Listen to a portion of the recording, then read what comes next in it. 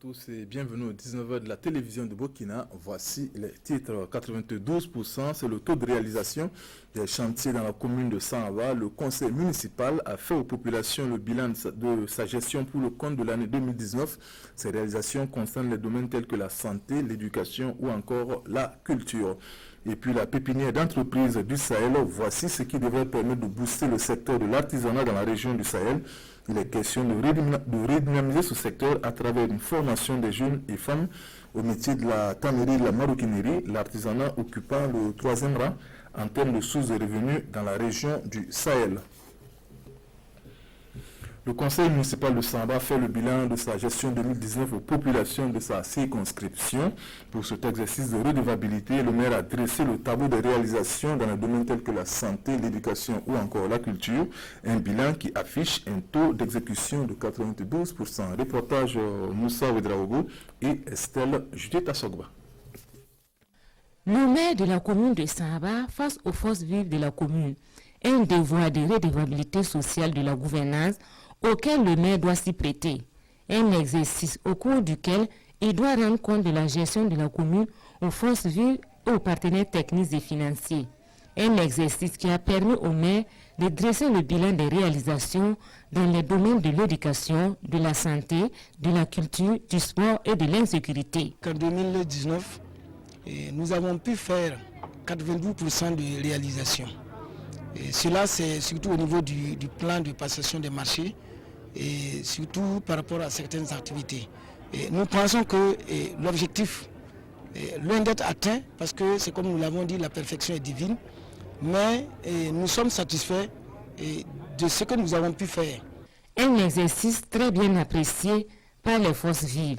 Vraiment, c'est un très très dynamique travail que la commune de Saba est en train de faire. On trouve qu'il a pris tous les côtés, la santé, l'enseignement, les échelons des territoires, ils ont pris tous les côtés. On n'a qu'à les accompagner seulement dans tous les sens qu'ils sont en train de faire. Je trouve ce bilan très très fiable et nous sommes très contents de ce bilan. Et j'aimerais seulement qu'il redouble d'efforts dans tous les plans. Et surtout du côté des femmes, qu'il essaie toujours de nous accompagner. 2020 ne sera pas de tout repos pour le conseil municipal. Plusieurs activités sont inscrites au programme. Et l'événement phare sera l'organisation de la journée des baobabs, une cérémonie pour rendre hommage aux personnes physiques et morales qui s'évertuent ce jour pour le bon fonctionnement de la commune.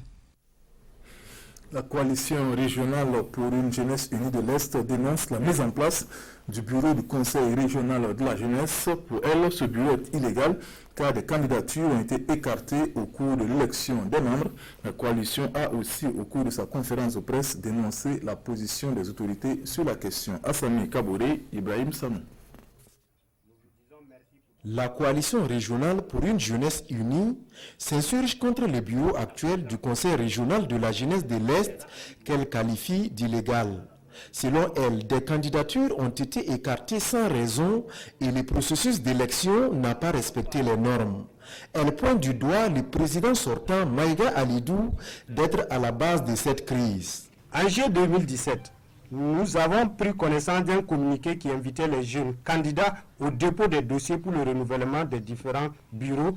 Pendant que toutes les régions asséminaient leurs dossiers à la Commission nationale pour traitement, notre cher président sortant a refusé de transmettre les dossiers de l'Est pour tout en précessant un problème interne dont lui seul connaît la source. Toujours dans l'esprit de sabotage du processus électoral, des dossiers de certains camarades ont été retirés par le truchement de M. Mega et les 4 autres provinces écartées du processus, biaisaient ainsi le caractère fédératif que la structure devait avoir. Des démarches ont été entamées pour une sortie de crise, mais peine perdue, car selon la coalition, l'autorité aussi ne joue pas franc jeu. Une délégation de jeunes a rencontré M. le gouverneur pour contester ce fameux bureau. Et une correspondance officielle de contestation a été remise au gouverneur à ce sujet.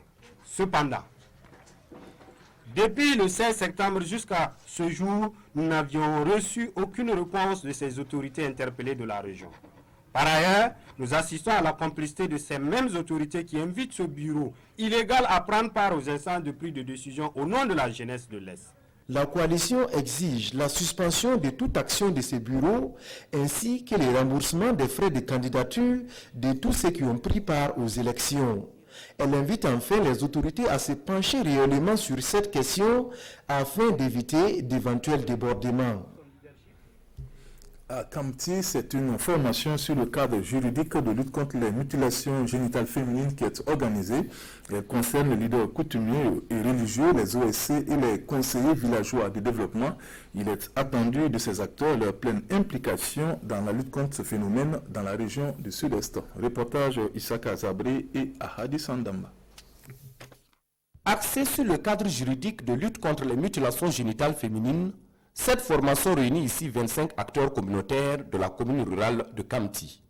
Elle est portée par la Direction régionale des droits humains et de la promotion civique du Sud-Ouest avec en ligne de mire faire connaître davantage à ces acteurs la loi ainsi que tous ses contours en la matière. À travers les modules que nous allons développer, ils puissent mieux connaître les textes de lutte contre les mutilations génitales féminines, les textes de promotion et de protection des droits humains en général, et qu'ensuite ils puissent en retour être des relais pour d'abord propager l'information au sein de la communauté et aussi s'engager activement dans cette lutte-là. Une lutte qui fait face à une recrudescence du phénomène dans la région du Sud-Ouest.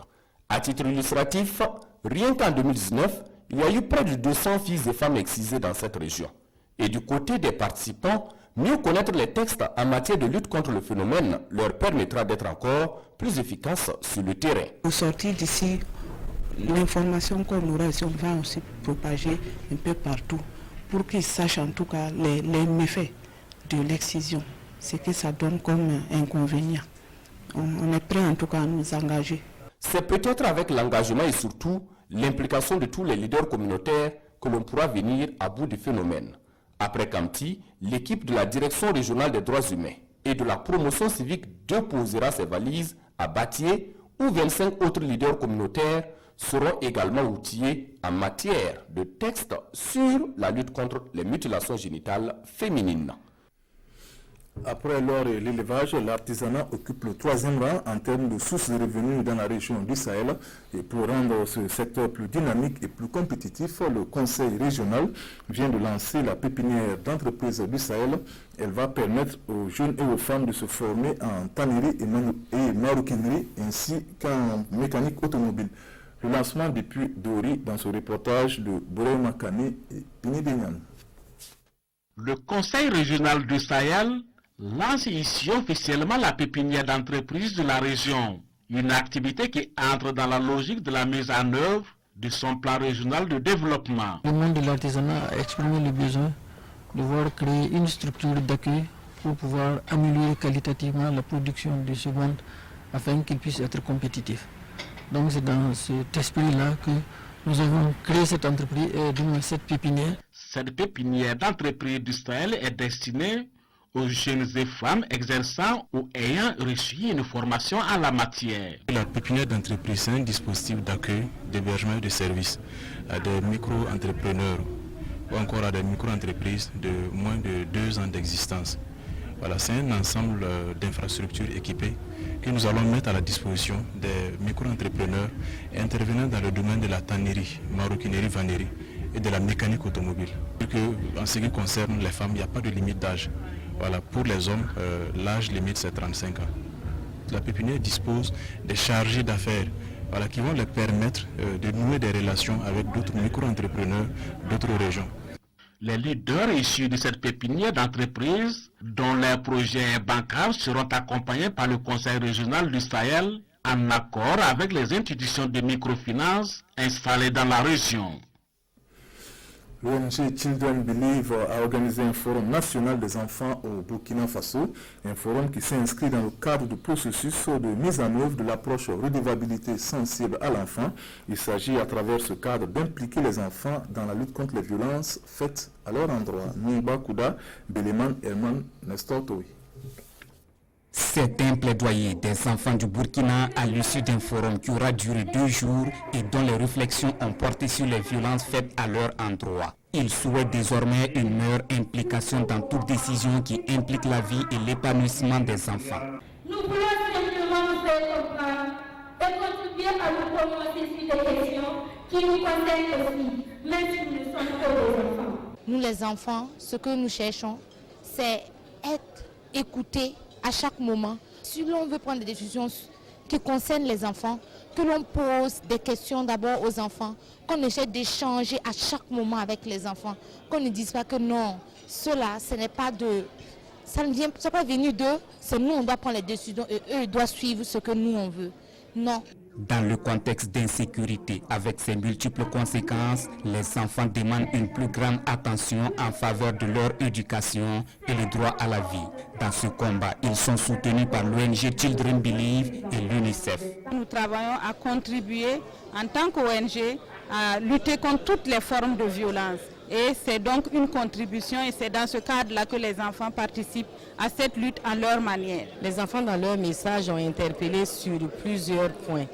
Le respect des droits dans un contexte d'insécurité, droit à la scolarisation, droit au respect, droit à la dignité et droit également à la vie.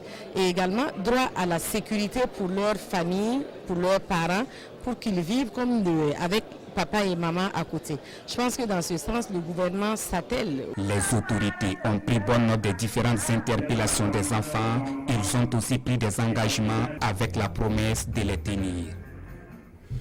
Promouvoir le tourisme interne, c'est ce à quoi s'attelle la commune de Bobo-Dioulasso. Elle a organisé dans le cadre de la semaine de l'intégration une excursion au profit d'élèves étudiants dans la ville. Objectif, faire découvrir quelques richesses touristiques de la ville de Sia. Commentaire Karim Sissé. Des élèves et étudiants à la grande mosquée de Dioulasso de Bobo-Dioulasso. Ce n'est pas pour une séance de prière, mais pour une excursion touristique.